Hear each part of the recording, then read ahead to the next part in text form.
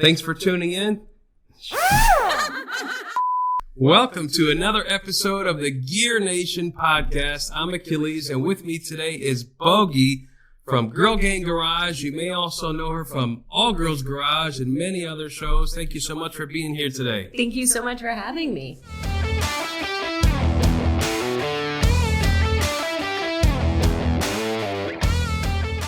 Let's learn about Bogi. Where did you come from? Well, one day my mommy and daddy loved each other very much. No. I grew up originally in New York, just outside of New York City, actually, and did not grow up around cars. New York, right? Like, I didn't grow up around cars. Nobody in my family was into cars. Basically, nobody knows where I came from or, like, how this happened, that I became a mechanic. But I fell in love with Volkswagen Bugs and decided that I wanted one. And I then enrolled in high school auto shop, fell in love with working on cars, restored my Bug from the ground up, and it kind of just began the slippery slope into the life that I live now, and wound up moving out to Arizona, where I live now. I moved out there originally for technical school. Okay. That's kind of the really, really, really short nutshell of where I came from. So, auto shop. Yes, something that doesn't exist very much anymore these days. No, it doesn't. I know. You know, and we actually have, there's a couple locally in the area here, and one right across the street that we work with.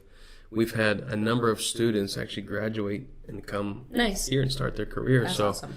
It is such a breath of fresh air to hear that, because it makes such an impact, those schools. 100%. It is such a disservice to our nation, to our kids, to our society, that we don't have these shop classes in high schools anymore. They've been trying to get rid of them for years. I mean, when I was in high school, they threatened to cancel the program for budget cuts. And me being like the totally like overachieving student, I got myself a seat on the budget advisory committee. No way. And wouldn't let them cancel the program. It was 2 years after I graduated that they finally canceled it, but they were always trying to get rid of it. And it's ridiculous, because all these high schools they're looking at, they want to see all of their kids go to college, but college isn't for all kids. It's not fair to the kids to say, like, this is the box that you have to fit in, and if you don't fit in it, then there's something wrong with you. Like, no, there's not anything wrong with you. You just have a different type of intelligence. It is. So it's a real shame. It's a real shame that it's going away. There are some great programs out there. It's just, it's getting fewer and far between. But some areas, at least folks that I talk with, they're actually like bringing it back, it seems like. And I think that it's starting to become awareness of, we need that type of hands-on educational process. It's not just go to the formal college and get a degree. Yeah. Without mechanics, the world you comes can't go to nowhere. a halt. Right. Not only can you not go anywhere, I think people don't realize the crisis that we are coming up on. Like, they are saying that by 2024, I think there's going to be 630 some odd thousand technician jobs unfilled. Right? So when you think about it, if we don't have people to fix cars and trucks and trains and planes, like, how do we get food from the farm? How do we get food to the grocery store? How do we do anything? Like, our society comes to a screeching halt, and people don't realize that at all. Like, we depend on the builders and the makers. Yeah. You don't realize it until you can't go anymore. Exactly. Or the price goes through the roof and everybody's complaining about the price of it. Well, there's a reason for it. It becomes scarcity. Absolutely. So that's amazing. Those deep thoughts for the morning. Yes. Way to get started. All right. So fast forward. You've been wrenching. You found your passion for the automotive industry. Where did you fall into the All Girls Garage and then everything else? Totally unexpectedly. Like, I had no dreams or aspirations of being on TV. It wasn't something that I had sought out. I had been a technician for about 7 years for BMW. I quit in November of 2006, the BMW dealership that I was working at, to start my own shop. So I was about 3 years into running my shop. I was basically running around like a chicken with my head cut off, just wrenching and doing all of, like, wearing all the hats. Like, anybody who's owned a shop or is a business owner, like the early years, you know, like those first early years, you're wearing all the hats and like all day long, you're just like, I'm doing all the things, right? So I was just crazy town doing all the things, and I had been actually approached by a number of production companies, and they all wanted the drama. Right? Like, they wanted, we're going to take 6 girls and we're going to put them in a house together and they're going to open up their own auto repair shop. I'm like, that sounds awful. And I did have somebody come actually to my shop in Phoenix, and they were thinking of doing a show at the shop. And at the end of it, am I allowed to curse before I tell this story? At the end of this like week that he spent with us, camera, video, the whole thing, interviewing us, he said, we really love you. We like your shop. We like your customers. We like your team. Your family's great. We like everything about what you're doing here. The only thing is you're not enough of a bitch for TV. And I was like, wow. If that's what it takes to be on TV, I don't want to do it. Yeah, right? Like, that's not me. So when the producers of All Girls Garage called me, at first I was like, yeah, no, not interested. And she's like, no, wait. Like, this is education-based. This isn't drama. This isn't reality TV. There's no wrench throwing. There's no name calling. Yeah. This isn't about any of that. I'm like, all right. Well, maybe I'll consider it. So I flew out for an audition, and the rest is history. Wow. So yeah, there we go. It wasn't intentional. Well, that's good that you held to your values and not want to go down that road, which so many people do. Well, I feel like for women, particularly in this industry, right? Like, women are less than 2.5% of all automotive technicians, right? There's not a lot of us. Yeah. And so, like any minority, whether it's right or not, like, I wind up standing for and representing all women in the industry. Because when I meet a guy in the industry who's never met a female mechanic, he's going to base all of his future thoughts on female mechanics based on his experience of meeting me. So whether that's crappy or not, that's the reality. Yeah. And it's hard enough for women in this industry. The last thing I wanted to do was be a part of making it harder by playing into any of those stereotypes or any of those, the ridiculousness. So I think particularly as a woman, I felt really passionate about not doing the high drama, crazy ridiculousness. And that's so true with the stereotype. I mean, it is what it is, and it's been that way for so many years. We've had many number of women work in our company, even in the contact center, which are actually taking phone calls from people wanting to buy an engine or buy a transmission or anything like that. And it happens. The calls come through. Well, I want to speak to a man. Right. And she's more than capable to answer any question the person has, but they don't care. So, those people exist. That's out there. But the trick is to then put them on the phone with the most unintelligent man that you have on staff just to prove a point. Like, we used to do that. Honestly, we used to do that at my shop because we would experience that every once in a while. I had, my male employees, I had my female employees, and there were a small group of people who would come in and only want to talk to the guys. Yeah. And my shop foreman, he was wonderful, Papa Bear of the shop. He was great. Like, religiously, people would be like, oh, I only want to talk to him. He would be like, I don't know, you gotta ask her. Right? Like, he would play dumb. And it was helpful to have that because it just reinforced and it allowed them to be like, oh, okay, maybe that was a stupid stereotype for me to make or a stupid assumption. Yeah, so, absolutely. No. That's awesome. I have 3 children. My oldest is 16. I have a daughter who's 14, and a little guy is 9. Nice. And I'm waiting to see, as they develop, where the interest lies. Yeah.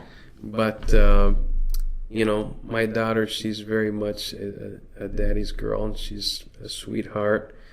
Hasn't quite taken to mechanics or things like that yet, but very bright and of course, I'm very excited for all 3 of them as they continue to grow. But, talking with you and hearing your story, it I think is very empowering, and it's will open the eyes of a lot of young ladies as they grow to see not just yourself, but so many others that are in this industry and getting into things that is typically not the female spectrum of things. Yeah. And it doesn't have to be that way. I agree, and it's not that, we it's not our jobs as parents to decide what our kids should be, right? But our job is to provide them opportunities to see all of the different possibilities for themselves and make their own decisions, right? But I really believe in the whole concept of if you can see it, you can be it. And so women will ask me often, like, how can I do more? How can I be more involved? How to support bringing more women into the industry? I'm like, the biggest thing that you can do is be visible. Yeah. Like, have your image out there, be visible, talk about what you do, share your story, because some little girl somewhere that you may never ever meet is one day going to be Googling mechanic or whatever and see a picture of you and be like, oh, she looks like me. I guess I can do that, right? And that's how the change happens. Like, it never happens as fast as we want it to. Right. Change happens slowly, but I think we are seeing.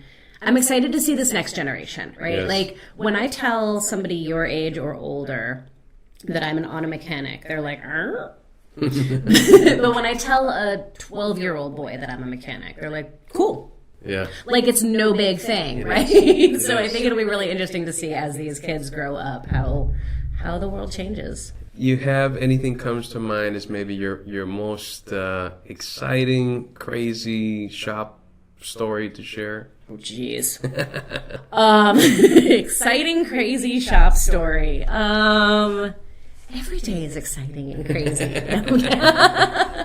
I mean, I think generally speaking, the all-female builds that we do are like the most, all of that in one: exciting, crazy, insane, intense, death-defying.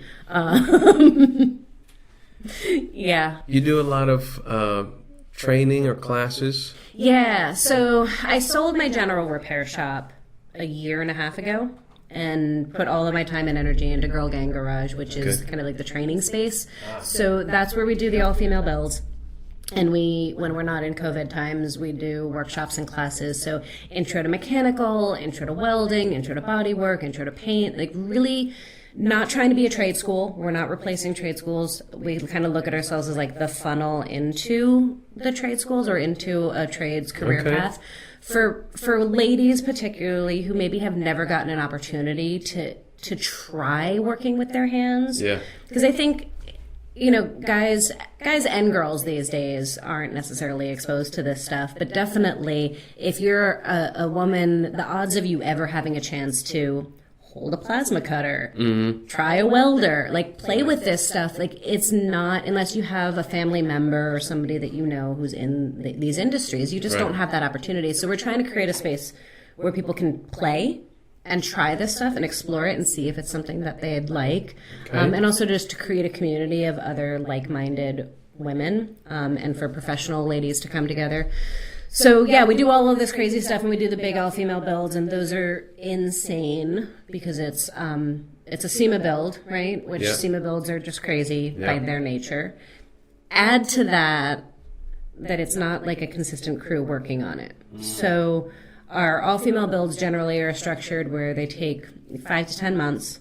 We're hoping to have 12 months for this current one that we're starting to get geared back up on, but it's a constantly rotating group of people. So you'll have like 5 people at a time, never the same 5 people. Oh my God. It's always changing. And about 30% of the women who work on these vehicles have like no experience working on cars. Like, I've had women come through the shop who I had to explain what a ratchet was. Oh my God. Like, this is a socket, this is a ratchet. And you get it done in what time? Like 10 months.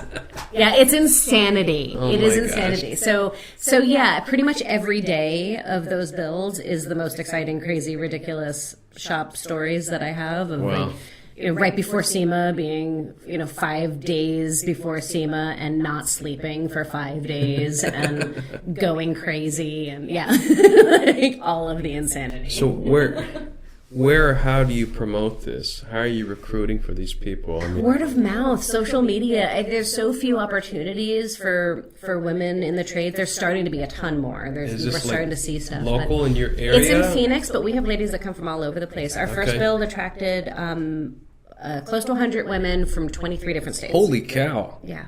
Oh my God. Yeah, like it's no small scale thing. Whoa. It's ridiculous. So those 100 women, they all get to participate, or do you vet them, or how do you... Anybody who raises their hand and says, I want to come and play, And we have limitations of how many people we can have at a time. Right. And so scheduling, sometimes it doesn't work out for folks. But for the most part, if you're a professional in the industry, you're a hobbyist, you're just interested, you've always been curious, and you've never had a chance to be hands-on, everybody is welcome. Wow. The pros are connecting with one another. They're getting to explore teaching, and they're sharing their skills, and they're learning each other's skills. The hobbyists get to connect with one another. And what a great idea. It's awesome. It's really a pretty phenomenal thing. It's insanity. I can imagine. But it's magical all at the same time. I've never heard of anyone doing something like that before. It's kind of, so kudos it's kind to of you. Stupid. I mean, it's kind of awesome, but it's also like going to be the death of me. But I love it. It is the thing that simultaneously fills me up and exhausts me, but it is 100% worth it. I'm sure there's days where you get to the point where, like, why the hell am I doing this? Mostly right before SEMA, and you haven't slept for 5 days. That's when it gets bad. It's all part of the fun. It is, and it's so amazing. Like I've connected with so many incredible people, and I think too, not just the ladies, like these all-female builds have brought out our allies in the men within the industry too. Like we've seen so much more support than I think we anticipated from sponsors, from just other technicians, other folks in the industry, like people who are like, yes, we need more women in the trades. Women need to be supported. We need to share their stories. We need to highlight them. And like, I think I didn't expect as much support as we wound up getting. So that was nice. That's awesome. Very cool. Yeah. Thank you so much for coming down. Thanks for sitting with us and talking on the podcast. Thank you for having me. Yeah. And how can people find out more about you and what you're doing? Absolutely. So my personal Instagram, Facebook, website, all of the above is all Bogi's Garage. And then Bogi, there's no E in Bogi. People get that one wrong. Bogi Garage, Bogi's Garage. And then Girl Gang Garage is my shop. So that's on Insta and Facebook and website as well. So all across the board. And then, of course, All Girls Garage, you can catch me on Motor Trend every Saturday morning or on the Motor Trend app anytime you want. Awesome. And we get a lot of questions from people asking for your personal cell number. Do you mind sharing that as well? Yeah, no. You're cute. No. All right. Thank you, folks. Thanks for tuning in to another episode of the Gear Nation podcast. We'll see y'all next time. Make sure you like, follow, and share on Gear Nation Network.